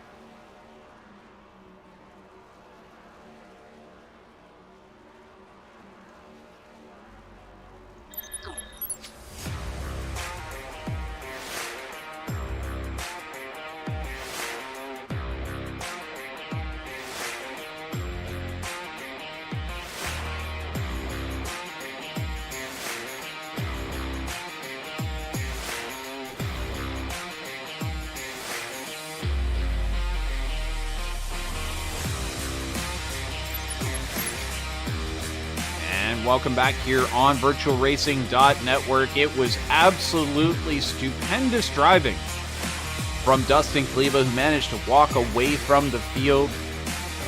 4 of the top 5 drivers ended up being championship contenders, but Kleba takes the most amount of points here tonight and definitely moves himself into the final round of the playoffs for the NORA Cup Series. So we take a look at the final results, and it is Dustin Kleba who takes the win. Second, going to Kyle Rochelle for Late Apex Racing. Third, for Ryan Bird. Fourth, Ronnie Norman. Fifth, for Tom Senchek. Sixth, for Dakota Moniz. Seventh, Blake Hobb. Eighth, Jake Christenberry. Ninth, Everett Couts. 10th, Nick Geilis. Timmy Harper takes 11th place. 12th going to Justin Moody. 13th, Jake Gladelich. 14th, Cody Reeder. 15th, John Cottle. 16th to Josh Conover, who had such a difficult night out there, but still managed to finish. Somehow they got that car repaired. Cody Height in 17th, Chad Ingle in 18th place, Josh Curry in 19th, Anthony Mackey in 20th, 21st to Adam Kulikowski, 22nd, Matthew George, 23rd, Jacob Malone, 24th, Brady Moats, 25th, Dakota Hendrickson, 26th, Cameron Thompson, and Christian. This was a race that, it changed its shape several different times, but at the end, it was familiar and yet still a little unfamiliar. We haven't seen Late Apex Racing and their formation be able to hold strong until the end of the race, but it did here tonight. And then Dustin Kleba, familiar face, to come back and take a win, but he didn't start off the races winning the first couple of stages and looking dominant, but there he was in that third stage looking super dominant. Yeah, that first stage there, he fell back to, I think, about 5th or 6th on the initial start, and was kind of struggling, but throughout the race just kept his head down and focused, and was able to come back and get the win here late in the night. It seemed like as soon as the lights came on, he was lights out the rest of the race. So he did a really good job here tonight. I think he likes this track under the lights. I can't wait to hear what he has to say in the interview. Absolutely. It'll be spectacular to hear for sure. So why don't we go ahead and bring in our third driver to finish tonight here in the C&H Contracting 300, the third round of the playoffs for the NORA Cup Series. How about let's talk to Ryan Bird. And Christian, I believe you've been able to catch up with him. I did. I flew over here to him to talk to him. Ryan, you finished third. Kind of a up and down night for you, kind of back through the field early parts of the race, but we're able to kind of get up front and stay up in the top 10 for the majority of the late part of the race. So tell us about your race here tonight. Oh yeah, I was just trying to figure out what the car wanted and what the other guys were doing. I'm not good at Bristol most of the time, so I kind of had to watch everyone else and see what they were doing and base my lines off of that. It worked out, just taking care of the right front at the end, managed to move forward slowly but surely. And I tell you what, all 4 of the late Apex guys finishing in the top 6, so it seems like all of you kind of figured the track out throughout the night and were able to get that job done. I think this is the first time for you guys that are all in the top 10 with the finish, so congrats on that. And I think you're going to advance to the next round. Nothing official, of course, but you were pretty high up there to the positive, so I'm pretty sure you advanced. So with Texas, Talladega, and Charlotte Roval coming up, how do you feel about the next round of the playoffs? Obviously really want to win Texas, be in the home race, and feel pretty good about Charlotte. Talladega, there's no way to feel good about Talladega, so hopefully survive that one. That's really all I got for that. 2 road course wins for you, so with Charlotte Roval coming up, I'm sure possibly that one you're excited for as well. But yeah, Talladega kind of hit or miss on whether you're involved in a wreck or you finish up front. But anyone you want to give a shout out to before we let you go here tonight? Yeah, shout out to my girlfriend, Tattoos by Polly, on Instagram, and her business, Orchid Moon Tattoo Studios, being on the car. Shout out to my teammates who killed it tonight, communicated a ton about what the track was doing, where the lines were going. And shout out to you guys and the admins that put this on every week. All right, congrats on the 3rd place finish, and good luck the rest of the playoffs for you. Thank you, thank you. All right, Trevor, I believe you walked over to Kyle Rochelle and have him now for our 2nd place finisher, and you're going to interview him. I definitely have been able to catch up with Kyle Rochelle, number 27 for Late Apex Racing. And Kyle, congratulations. What a fabulous run to 2nd place. It's got to feel great. You've been close so many times, but there you are in the middle of that podium. Yeah, that was a lot of fun. It's tough. Bristol's a tough track, and he held us up the whole time. Glad we brought it home 2nd. Well, what was it like racing out there tonight? Some of the drivers finding it a little loose out there, but looked like you found your groove at times, maybe even able to think about challenging for the top spot, but either way, doing a solid job. Did the track start to feel better as the lights came on? Was there any noticeable feel difference? Yeah, definitely. With 100 to go, the track for me, I was running the top pretty much the whole race, and I felt some grip coming in then. And then, yeah, I'm not sure what happened. If I pushed it a little too hard there the last stint, but once we got going, I was just burned up my tires a little too much, and he pulled away. I couldn't do anything for him. And, I mean, it seemed like nobody could do anything to give a shot at Dustin Kleba. You saw Roddy Norman trying it. You saw a number of different drivers trying it. But nevertheless, I mean, you lead this charge of Late Apex drivers. There was one point, actually several points, where all 4 of you were formed up together. And certainly you finished just ahead of Ryan Bird, who is in the championship hunt. And then you've got Tom Senchek, Dakota Moniz right back there in 5th and 6th. So would you say we're finally starting to really see the maturation of Late Apex Racing and what you can do as a team? Yeah, I hope so. I think so, definitely. If I was in the playoffs, I'd be feeling pretty good. I've had, a 3rd, a 7th, and a 2nd so far. So, I'm feeling pretty good about next year and looking forward to it, and I'm excited. Well, congratulations on that. Who would you like to give a shout out to before we move on here tonight? I just can't thank the whole Late Apex team. Great showing tonight. We all did really well. Just got to thank the whole league for allowing us in it, and appreciate racing with everyone. Definitely got to thank you and the whole broadcast. I really appreciate what you guys do. Well, certainly our pleasure, and we appreciate you putting on a great show out there, Kyle. And still several races to go, so you might get to the top step of the podium yet. Yeah, thank you. So that is Kyle Rochelle, who checks in 2nd place. He gave it his all out there tonight, but I tell you what, nobody, and I mean nobody, had anything for this guy here.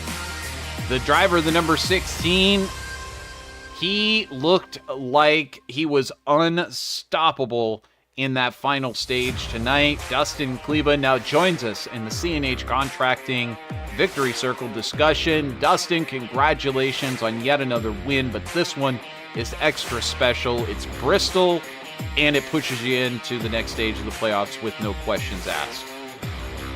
Yeah, thanks, man. Appreciate it. It was not an easy one. I think the viewers got a good watch there tonight. A lot of attrition there in the beginning with a lot of cautions. I don't think I was middle part of the run. I definitely don't think I was the fastest, but I knew if we got a long run there at the end, I was hoping I could hold everybody off. But Kyle, Ryan, Ronnie, Tom, everybody up there, they really showed that this league is getting stronger and stronger, and I'm having to work harder and harder every single week. So congrats to those guys. They all had a great competitive race, and we hung on there at the end. For sure. You hung on. You did have a lot of challenges throughout, as you said, the attrition really affecting things. Were you surprised?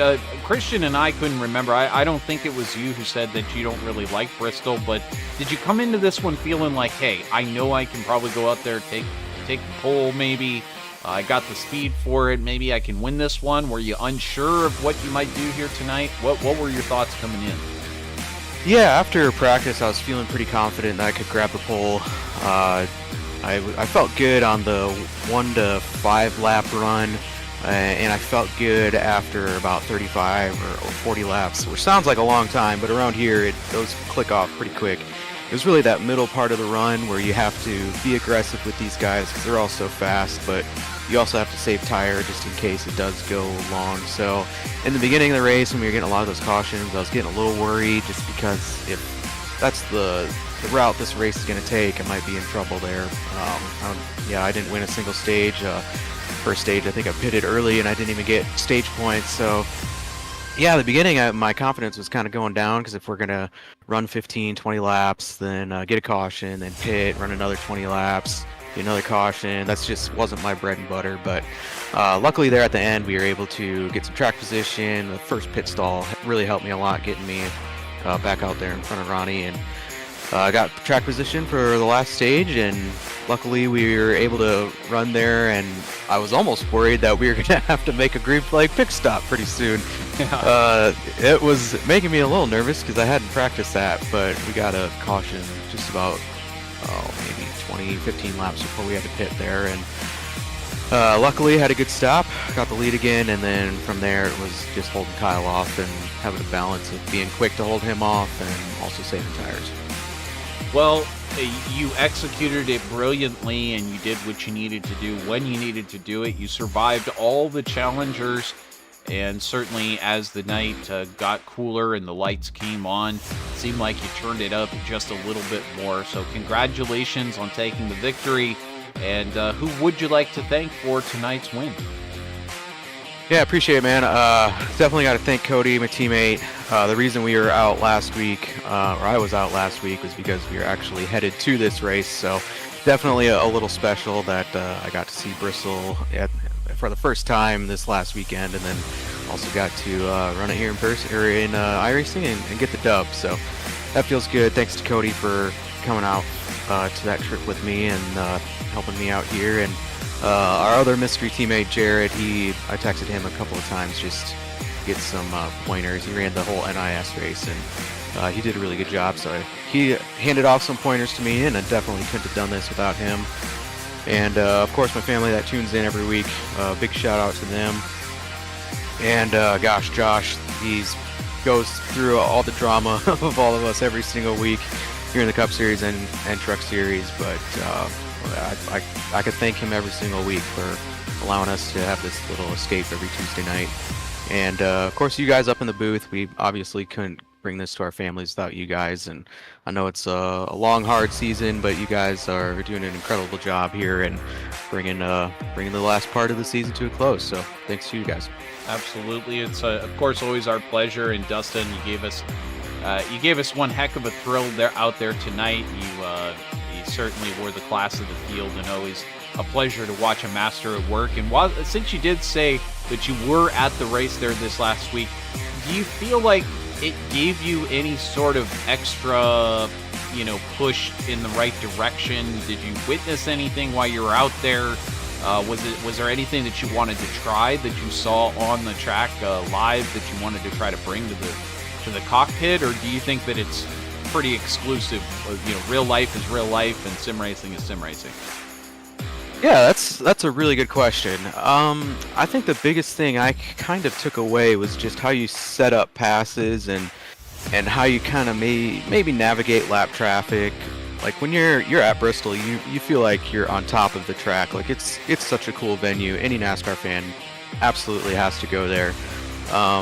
But I feel like you can see a lot of what's going on because you're so much closer, and you're kind of able to see how they set up their passes and how they set up their runs, and you can kind of take that to here. There also they were running the bottom to save tire, but I think the traction compound had a lot to do with that.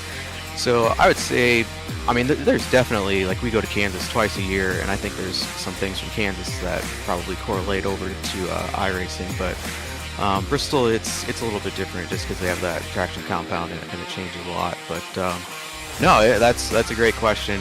Really, it just brings me energy and excitement to go out there and compete on my own. So that's never a bad thing. Well, we'll look forward to seeing you, of course, at our next tracks, Texas and Talladega, and then, of course, the Roval at Charlotte. Lots to prepare for there. Congratulations once again, taking victory here and moving on in the playoffs. We'll see you next week, my friend. Sounds good. Thanks, guys. Have a good night. Absolutely our pleasure. That is Dustin Kleba, who takes the victory in easy fashion, going away there at the end by 4.73 seconds, a sizable margin considering the rest of the race. It was so much closer between the lead and second. Kyle Rochelle moving up 22 positions. What a fabulous race for him. Even his teammate Tom Senchek in 5th place getting 11. And big shout out to Blake Hopp sitting in for the JRC Sim team. 18 positions gained by him here tonight. So that's going to do it for us here on VirtualRacing.Network. On behalf of my friend Christian Snyder, all of the competitors here in the NORA Cup Series, and the admin staff, we'd love to thank you all for joining us here in the YouTube chat room live, watching this. If you're watching and you haven't subscribed yet, make sure to hit that big subscribe button. And if you don't mind, also like this video. It gets it out to more of the YouTubosphere. And that is really what we're trying to do, grow this channel and certainly also grow the NORA Cup following. So with that, we'll see you back here Sunday night for the Icon Cup Series as we begin the playoffs over there. With that, I hope you have a wonderful rest of your week. Until then, so long, everybody. Stay healthy. Bye-bye.